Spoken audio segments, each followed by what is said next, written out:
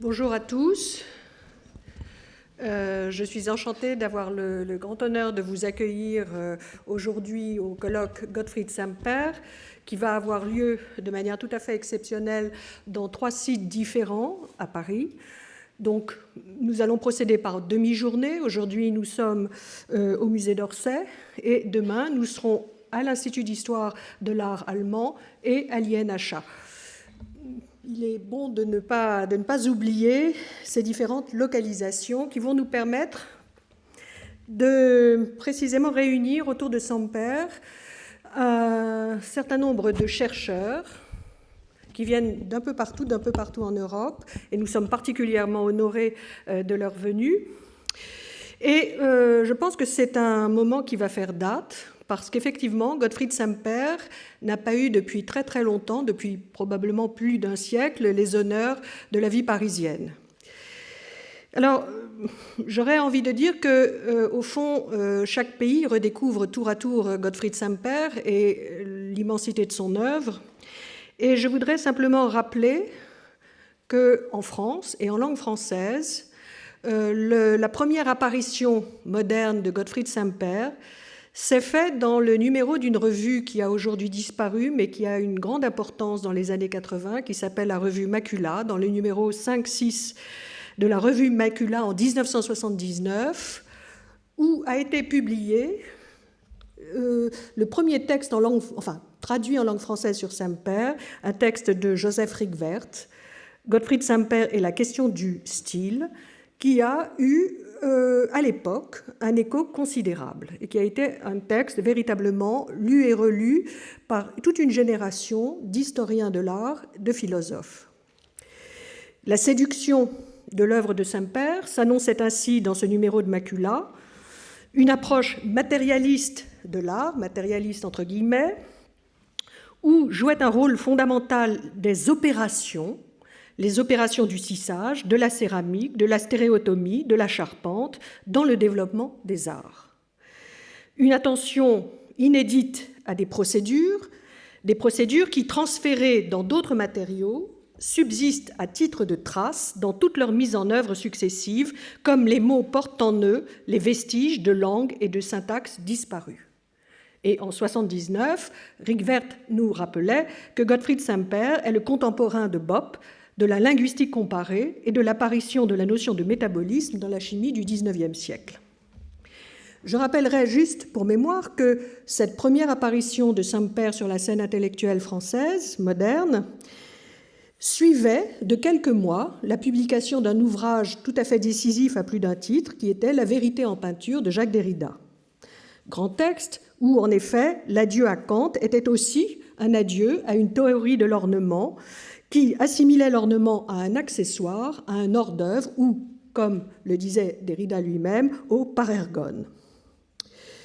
De fait, c'était un immense encouragement à explorer aussi des notions qui ont un potentiel encore en friche, les notions d'art appliqué, d'arts industriels, d'art décoratif, puisque Gottfried Semper, en effet, est au cœur du sujet et irradie toute la culture du XIXe et du début du XXe siècle. Or, cette première apparition de Gottfried Semper en français en 1979 a été, disons-le, un faux départ.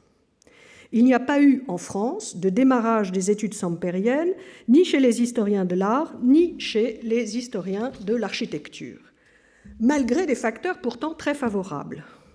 Je rappellerai la publication en 1997 d'une publication monumentale, la biographie de Semper par Henry Francis Mulgrave, à laquelle nous sommes tous redevables, ou bien la lente et progressive redécouverte de l'École viennoise d'histoire de l'art, qui a connu des publications progressives en France, par exemple les éditions de Schlosser, de Chris, de Riegel récemment. Mais en l'occurrence, je dirais que Semper est demeuré un peu le bad guy de cette histoire, ou si vous préférez, le sparring partner de Riegel. Enfin, et facteur qui aurait dû nous encourager à faire ce séminaire, ce colloque plus tôt, l'apparition de nombreuses publications centrées sur Semper, dont il est une figure essentielle. Je pense au livre de Marie Vattum, Gottfried Semper and the Problem of Historicism, publié en 2004, ou au livre d'Alina Payne, récemment From Ornament to Object, ou au grand catalogue publié par Werner Oxklin en 2003. Je pense aussi à des publications relativement confidentielles, mais qui ont été les traces et les preuves d'un intérêt croissant pour Semper, à deux traductions, une traduction par Estelle Thibault en 2012 de Sciences, Industrie et Arts, et dès 2007 d'une anthologie de textes par Jacques Soulilou. Alors, ces amorces, au fond, qui témoignent d'un intérêt naissant et récurrent pour Semper, sont demeurées largement sans lendemain, ce qui est véritablement dommage. Et je voudrais rappeler simplement que notre colloque aujourd'hui se situe comme un moment clé d'une réflexion collective qui a été entamée voici 4 ans sur les arts industriels au XIXe siècle. Une réflexion collective sur les arts industriels et aussi sur les rapports entre les arts industriels et le musée. Gottfried Semper ne pouvait pas manquer de s'installer au cœur, en effet, de nos réflexions. D'abord parce que chez lui, l'architecture est l'aire de projection des arts industriels. C'est de l'architecture que les arts industriels trouvent leur compréhension expressive, parce que l'architecte est le chef d'orchestre, en quelque sorte, je reprends la métaphore, est le chef d'orchestre des arts industriels. Mais aussi, et c'est ce qui nous est apparu très vite au cours de ce séminaire consacré aux arts industriels, parce que la réflexion de Semper se cristallise dans le projet muséal. Un musée organisé par opération technique, voici ce qu'il imagine alors qu'il fait l'épreuve en première ligne de cet événement majeur du XIXe siècle qu'est l'exposition universelle de Crystal Palace en 1851. Enfin, la conjoncture s'est montrée d'autant plus favorable à nos réflexions que Semper est aussi l'un des protagonistes de cette science des formes dont le nom, morphologie, s'impose au fil du XIXe siècle. Elle est aujourd'hui l'enjeu de l'attention des anthropologues et des philosophes. Bref, pour au moins ces 3 raisons, et sans doute bien d'autres encore, il y avait là matière à renouer le fil d'un dialogue interrompu avec l'anthropologie des techniques ou technologies culturelles dont Marcel Mauss, André Leroy-Gourand, Georges Dricourt et quelques autres ont livré le programme et les instruments d'analyse.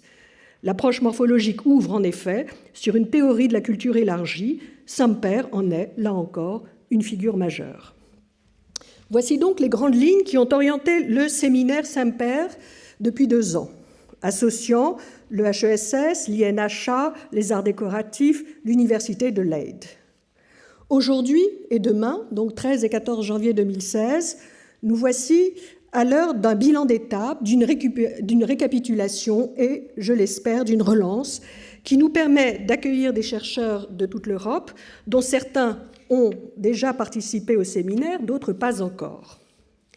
Je voudrais remercier un certain nombre d'institutions qui se sont jointes à nous et particulièrement et qui ont participé pleinement à notre réflexion collective.